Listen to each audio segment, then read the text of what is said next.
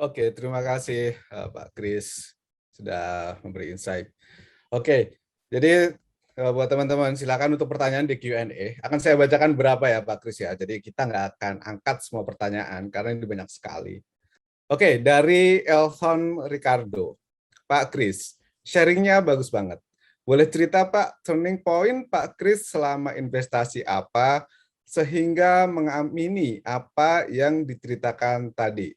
Kemudian sekalian ini ada pertanyaan yang serupa, bagaimana saya bisa memiliki pola pikir dan keyakinan investasi seperti Pak Kris? Apa yang harus dilakukan? Apakah membaca buku investasi, kuliah, memiliki bisnis, berinvestasi, atau bagaimana dengan kondisi masih berusia 25 tahun? Oke, saya jawab satu persatu dulu ya. Mungkin saya mulai dari turning point. Nah, mmm, turning point pertama saya mungkin sekitar 2009, 2010. Nah, saya dari awal itu sebenarnya saya suka cerita-cerita di dalam bisnis, ya. Jadi ini saya stop share dulu. Jadi kalau kita bilang, dari kecil saya suka baca kayak artikel-artikel tentang entrepreneur, cerita-cerita soal bagaimana entrepreneur itu membangun bisnisnya dari nol, strateginya seperti apa. Nah, tapi saya mulai itu materi-materi yang saya dapatkan itu kebanyakan soal trading. Dulu tahulah itu tentang turtle trading, trading for living, itu semuanya, itu sangat awal, itu 2008, 2009. Nah, turning point itu saya terjadi ketika saya menemukan bahwa ternyata banyak sekali uang yang saya dapatkan itu karena saya beruntung, hoki, ya. Istilahnya dapat, ada orang bilang korban statistik, saya itu mungkin beneficiary dari statistik. Dan saya ketika saya melihat kebalik, tidak ada sesuatu yang saya bisa buat jadi proses. Saya itu kan orang engineer ya, saya itu orang teknik, jadi segala sesuatu saya harus pecahin. Ini prosesnya seperti apa? Bisa nggak gua reverse? Bisa nggak gua ulangin secara konsisten? Nah, ada lah misalnya kemudian saya lihat dari segi teknikal atau apa. Ketika saya mau reverse engineer, memang buat saya itu saya nggak bisa reverse engineer. Ada orang yang bisa reverse engineer itu ya up to you. Nah, tapi kalau kayak sekarang ketika saya sadarin itu, saya mulai masuk lagi. Ternyata fundamental matters and it matters a lot, ya. Dan saya temukan satu pattern di mana ketika saya trading, saham-saham yang bagus adalah perusahaan-perusahaan yang punya fundamental bagus juga. Nah, kemudian saya lihat kalau perusahaan-perusahaan fundamental seperti bagus ini, kalau saya trade ternyata return saya lebih parah gitu. Nah, berarti saya mendingan hold dong. Nah, kalau misalnya saya harus hold, saya harus cari perusahaan seperti apa ya? Analisa fundamental. Nah, saya mulai dari fundamental, saya baru 2012 itu masuk ketemu yang namanya Graham. Saya itu cukup telat ya. Jadi kalau orang banyak yang mulai dari investasi langsung ketemu nih bukunya Intelligent Investor. Saya sampai 2012 itu baru saya menemukan buku itu dan saya pelajari, baru ketemu satu dunia yang gede. Nah, dari sana baru mulai satu persatu saya cari dan banyak lesson-lesson yang eh, hanya along the time gue baru sadar nih, baru ada. Tidak langsung ngerti. Makanya orang itu sering tanya saya mau baca buku apa ya, buku itu nggak sampai 10. Cuma buku yang Anda baca itu Anda harus gali sampai ke dalam, sampai ke sarafnya istilahnya. Nah, ketika Anda gali sampai saraf, either it makes sense atau it doesn't make sense. Nah, turning point gue itu ketika saya mulai ketemu dunia value, saya mulai sudah komit 100% ke dalam value investing. Karena buat saya kerangkanya make sense dan saya tidak perlu memisahkan filosofi ini di dalam hidup saya. Contoh misalnya, kalau misalnya kita diajarin dari orang tua kita, apa? Sabar, sabar, sabar. Nggak pernah ada orang tua yang bilang, oh, lu harus cepet-cepet, segala sesuatu harus cepet, harus ngikut orang. Orang kemana lu harus ikut. Malah di dalam, saya dari kecil selalu diajarin apa? Chris, kalau lihat, jangan memegang satu posisi hanya karena semua orang pegang posisi itu. Nah, saya temukan prinsip-prinsip itu di dalam value investing dan semakin lama semakin banyak prinsip ini yang semakin memperkuat. Jadi ketika saya lihat ada kebenaran di value investing dan itu bisa sejalan dengan kebenaran di dalam hidup saya nggak usah merasa ada dua kerangka yang saya harus maintain. Makanya saya mementingkan itu sih, karena saya bisa grow. Nah, masuk ke pertanyaan kedua, bagaimana dan turning point itu ya, setiap turning point yang terjadi hanya adalah emphasis atau penekanan ke prinsip-prinsip yang saya sudah pelajari. Nah, ketika saya ketemu John tahun lalu, itu adalah emphasis di margin of safety.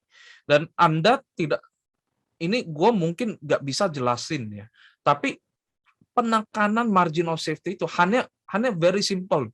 Chris, lu punya margin of safety is not enough. You don't take this seriously enough. Hanya satu aja. Ketika itu saya revisit, itu mengubah banyak sekali ya, mengubah bukan saja pola pikir saya, tapi dari return saya, CAGR saya. Dan itu massive improvement. Ya, jadi turning point itu sekali lagi Anda tidak usah terlalu apa. Even hari ini kalau lu mulai dari step yang salah, Anda mulai dari dunia trading atau dari mungkin dari aliran yang lain, kalau Anda konsisten nih, konsisten dalam arti Anda mau cari kebenaran. Kebenaran dalam arti kalau sesuatu sistem harus bisa dites dong. Kalau hanya bisa dites di test account, ya itu bukan dites. Anda harus bisa verifikasi, Anda masukin duit Anda gitu loh. Makanya Anda serius. Kalau memang nggak jalan, ya udah selesai gitu. Nah, jadi bagaimana Anda bisa punya pola pikir yang benar? Jawabannya itu dari mindset. Mindset kita itu harus jadi investor yang bijak. Nanti Anda akan temukan di sesinya Tri tentang bagaimana not to be stupid gitu loh. Not to be consistently stupid. Ada hal-hal yang istilahnya kesalahan yang jangan dilakukan berulang-ulang. Salah sekali, ya udah. Nah, makanya buat saya itu kalau Anda mau pengen punya mindset yang benar, Anda mulainya dari diri Anda dulu. Jangan mulai dari market. You can afford to ignore the market. Jadi tanya dulu diri Anda. Diri Anda, kenapa sih gue mengambil keputusan ini? Analisa. Makanya perlu journaling. Nah, kalau Anda sudah melakukan itu, Anda cari buku atau bahkan cari satu komunitas yang kuat yang bisa membantu Anda. Nah, kalau Anda belum mulai mindset pribadi belum benar, Anda ketemu buku apapun, Anda akan ambil semua. Jadinya ada yang terjadi di luar, Anda gabungin. Ada kan? Yang gabungin trading sama investing misalnya. Kan? Nah, itu nggak bisa dicampur. Kenapa saya bilang nggak bisa dicampur? Purely karena ada prinsip-prinsip yang berlawanan. Ketika prinsip itu berlawanan, Anda harus pilih satu kan. Dan ketika Anda pilih satu itu akan sesuai bukan mana yang benar, tapi sesuai dengan emosi sama mood Anda. Nah, kalau Anda mindset belum benar, Anda masuk ke peers atau komunitas yang benar pun, Anda akan berantem di sana. Jadi mulai dengan diri sendiri, kemudian mulai dengan kurasi di sekitar kita, konsumsi informasi kita, kan jangan lagi baca berita-berita yang tidak membangun, apalagi di zaman sekarang. Dulu itu orang baca koran, orang yang bijak. Sekarang itu karena berita makin banyak dan makin tidak berkualitas, makin banyak baca berita, unfortunately kita itu makin nggak bijak. Jadi itu sih mungkin jawaban yang bisa saya berikan untuk dua pertanyaan ini. Iya, itu dua pertanyaan digabung. Tapi gue juga mau komen deh dari yang disampaikan sama lu, Chris. Karena menurut gue agak ada istilah yang dibilang terlambat gitu kan. Yang tadi you bilang bahwa meskipun 2012 or something. Karena gue rasa setiap orang akan memiliki step dasar yang berbeda-beda. Kayak kita mungkin beruntung karena sudah belajar investasi gitu kan. Tapi ada juga yang karena kondisi terpaksa harus baru mulai gitu kan. Jadi I think kalau misalnya teman-teman di sini pun baru, karena banyak sekali ya yang gue yakin peserta di sini ternyata belum pernah beli saham pun gue yakin banyak sekali. Ya nggak perlu berkecil hati karena meskipun you belum mulai juga pasar saham masih ada aja meskipun tahun depan, 2 tahun lagi, 3 tahun lagi. So no worry at all gitu kan. Satu pertanyaan lagi deh, Chris. Ini biar oke, jadi biar dua pas ya. Dari Saputra, Pak, saya mau tanya, apakah kita dapat apply sistem investasi Warren Buffett di Amerika ke saham Indonesia? Melihat di Indonesia itu merupakan negara penghasil sumber daya dan inovasinya tidak setinggi di Amerika. Silakan, Chris. Untuk sebelum saya jawab pertanyaan ini tadi komentar untuk yang Andika ngomong ya, Hmm, itu filosofi kura-kura sama kelinci. Telat mulai ya nggak apa-apa, yang penting konsisten, jadi kura-kura. Nah, tapi mindset kita kan seperti kelinci ya. Wah, kalau misalnya kelinci itu udah lari, Anda lihat ya di dalam, kalau Anda suka lihat pertandingan maraton, biasa kan lari ya. Anda lihat kalau orang yang pertama kali lari maraton, itu pasti, wah semangat kan? Yoi, Lari dulu kan? yoi. Nah, tapi apa yang terjadi? Biasanya orang-orang yang samping lewat-lewat, ya orang yang sudah apa, ya udah diketawain aja.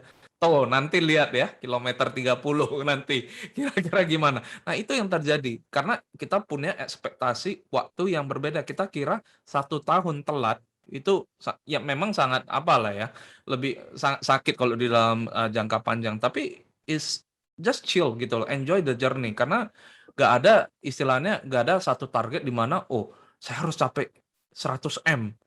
Dia itu udah 100 M dulu nggak ada. Karena kalau dia 100 M dia mulainya dari 70 M ya dia finish duluan kan. Ya, makanya gue nggak berusaha mengejar lu sekarang, Chris, karena udah beda jauh nih sama Crazy Rich itu biasa. Buat teman-teman ini orang nih Crazy Rich nih, tapi sok sederhana aja dia. Oke. Anyway, soal investasi Warren Buffett. Oke. Saya mau perjelas ya, di dalam dunia investasi ada investasi school of thought ya. Ada 3 school of thought, hanya 3 yang saya tahu. Satu orang yang percaya market itu efisien, ya. Nah, karena market itu efisien, tidak ada perbagian antara price sama value. Price sama value itu sama. Yang ada price, ya. Yang ada price, value itu doesn't matter. Makanya Anda ke seminar-seminar trading banyak mengatakan, saya tidak perlu mengerti perusahaan ngapain, fundamentalnya nggak penting. Yang penting what does the chart tell me? Karena buat mereka price is the only thing that matters. Kedua adalah mereka yang mengadopsi sistem efisiensi market, sangat efisien, ya.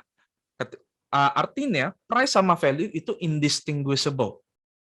Beda ya. Tadi yang pertama value doesn't matter. Sekarang price sama value jadi ada tapi tidak bisa dibedain. Nah, ini adalah kelompok orang-orang yang suka pakai indexing. Boglehead kalau kalian tahu. Orang-orang yang di dalam ya istilahnya ya udah beli rasa. And it's okay gitu. Tapi buat mereka they don't try to uh, uh, ngitung-ngitung atau apa. Yang penting beli indeks ya udah karena indistinguishable over the long term. Hati-hati ya, ada qualifiernya yaitu over the long term. Memang benar, over the long term kalau Anda lihat tadi ada quote saya ya yang di slide bahwa over the long term market is a weighing machine, bukan voting machine. Nah, kemudian masuk lagi ketiga yaitu orang yang mengatakan bahwa price sama value itu different. Nah, price sama value itu different itu adalah Grahamian atau value investor gitu. Nah, jadi ketika Anda bilang style-nya value investing-nya Warren Buffett, Anda harus very very spesifik. Karena Warren Buffett ya, dengan Peter Lynch walaupun dua-duanya style-nya mungkin Anda lihat berbeda, Warren Buffett 30 tahun lalu dengan 50 tahun lalu dengan Warren Buffett yang sekarang, saya tidak ada melihat ada perubahan prinsip. Banyak yang mengatakan, aduh Warren Buffett sudah berubah atau apa. Itu orang ilmunya kurang dalam. Ya, bahkan Graham sendiri, Anda kalau perhatikan, dia tidak pernah bilang Anda penekanan value-nya bukan di perusahaan Cigar-Butt. Ya, jadi di dalam kasus Warren Buffett, dalam perbedaan karir, di dalam masa karir yang berbeda-beda, prinsipnya tetap sama. Tapi emphasisnya, penekanannya berbeda. Tergantung dari istilahnya gimana industri itu berevolusi.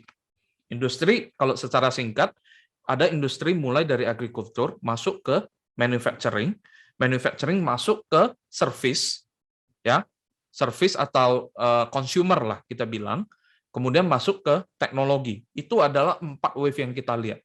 Di dalam 4 wave ini mempunyai penekanan yang berbeda-beda, ya, dan pasti harus berevolusi sebagai value investor. Nah, value investor itu Anda lihat 30 tahun lalu laporan keuangan susah didapatkan di Amerika. Hari ini Anda mau dapat laporan keuangan begitu mudah. Artinya the game has changed. Artinya kemungkinan besar Anda benar ketika Anda lawan secara market ya.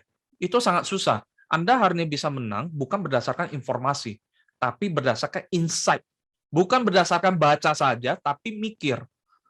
Dulu itu orang baca aja sebenarnya bisa make a lot of money. Cuma baca aja ya.